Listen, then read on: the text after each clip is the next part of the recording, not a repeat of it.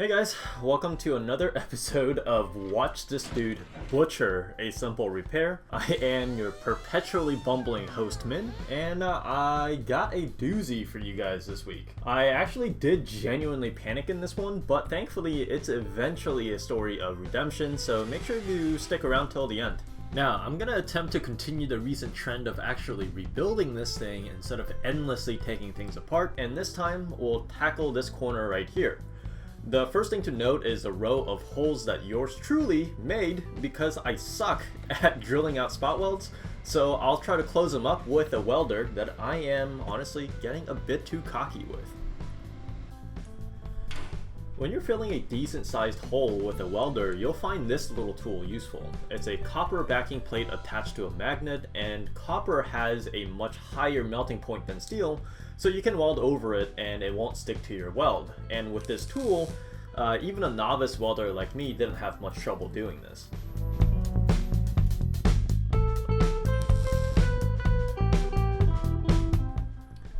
It's really not that bad. Just clean the area, put the copper plate behind the hole, and weld from one side of the hole, slowly building to the other side.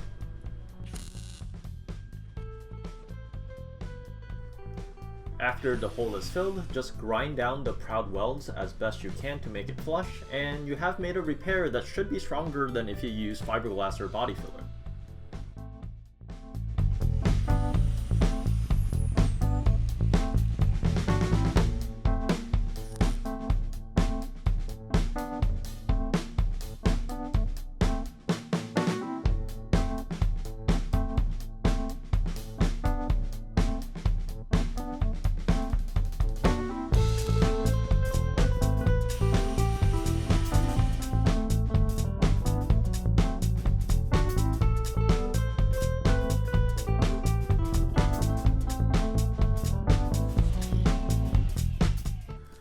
Now, it's time to take on patching panels again, since rust here is bad enough to perforate the sheet metal right in the middle. And I really feel like I learned a lot of valuable lessons from the first time I tried doing this. By the way, if you want to see that, click on the link above. And even though this is a much larger area, I'm feeling fairly confident.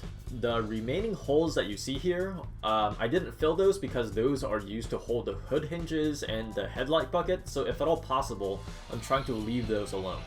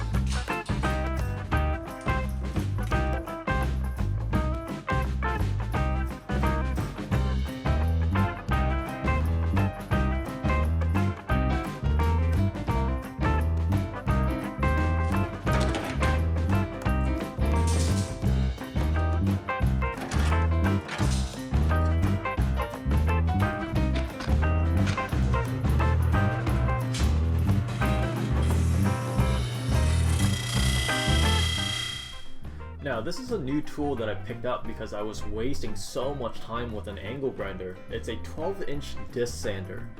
And with this, I'm able to grind down the edges little by little to get the perfect fit, make straight edges really easily, and all around just helps making that perfect patch a lot less time consuming.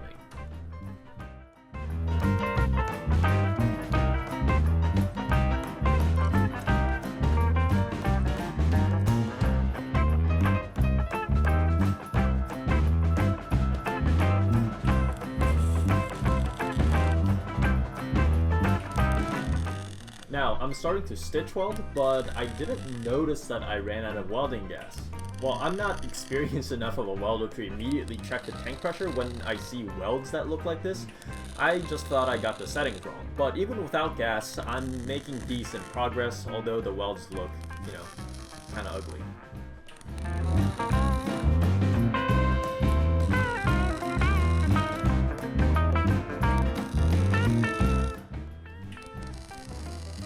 I'm making sure to jump around to different places, being careful not to overheat the metal to prevent warping, and I'm feeling pretty good about myself right now. This is something I didn't even know how to do a couple of weeks ago.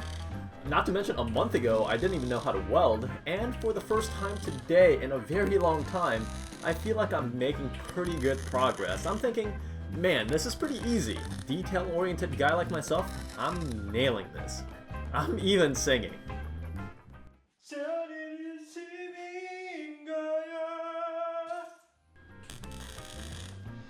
Pretty arrogant for a guy who doesn't even realize he's MIG welding without any gas. And this is about finally when I have an epiphany that maybe the welds look like crap because there's no gas left. Oh, Now, I'm gonna let you guys in on a dirty little secret. Sometimes I give you guys advice about how to do something that I'm just parroting from other sources. Like, I mentioned preventing panel warping earlier, jumping around to different spots, because if you don't, you'll heat up the thin sheet metal too much and it'll warp.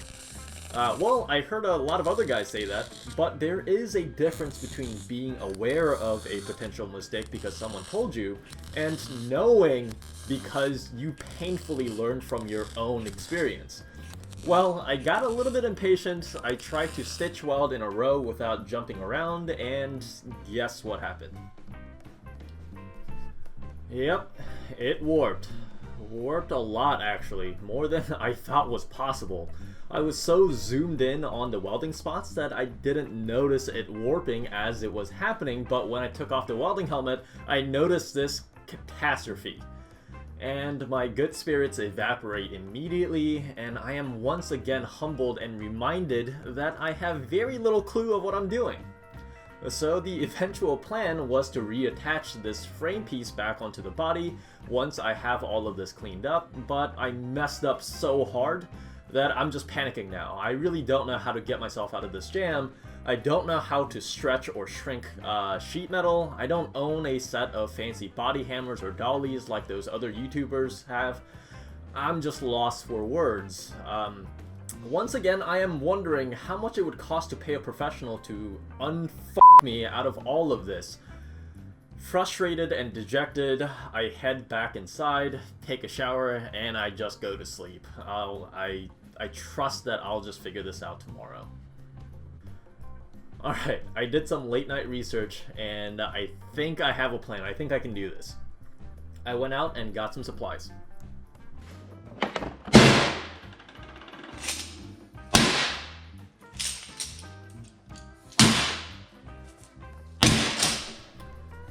The plan, as always, is optimistically simple. Just heat it, beat it, cool it, and repeat until everything is straight. I actually always just wanted to get one of these propane torches to bust loose rusty fasteners anyway, so I didn't mind that I had to go spend 30 bucks. And to be honest, how could I make this worse? I got nothing to lose, so let's give this a shot.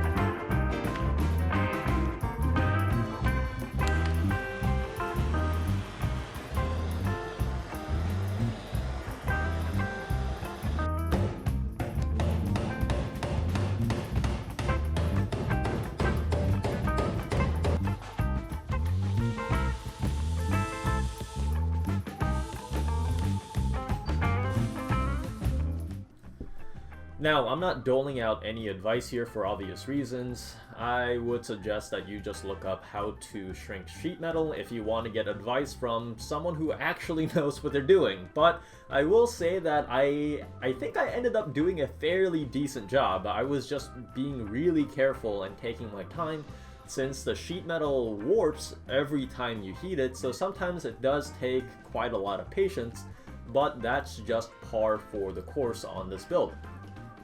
It is very important that I get this straightened back out because this is where the headlight bucket clips on, and if I don't get this right, the panel gaps on this is going to look horrible later.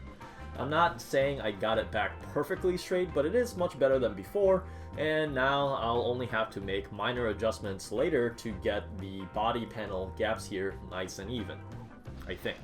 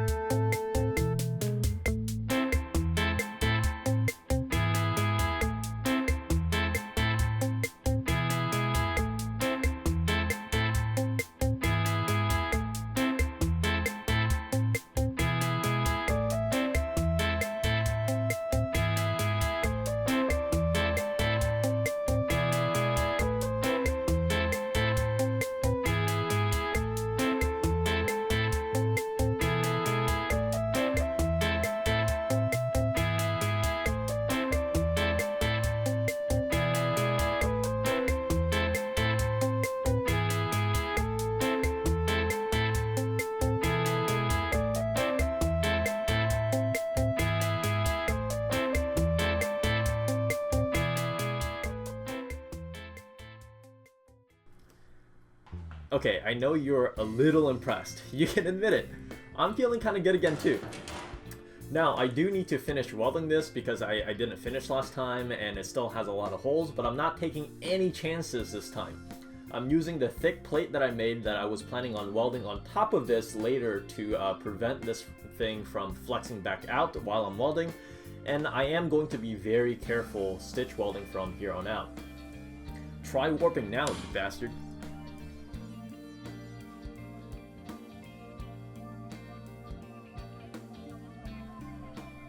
Okay, I realize this looks pretty awful and funny. I have this footage sped up 30 times and it looks like I'm just staring right at the weld without a helmet, but I am turning my head and looking away right before I pull the trigger. I'm not saying that's smart, but stitch welding with my piece of crap welding helmet is really difficult and I do need to get a better one. I just wanted to let you guys know that I'm not blind.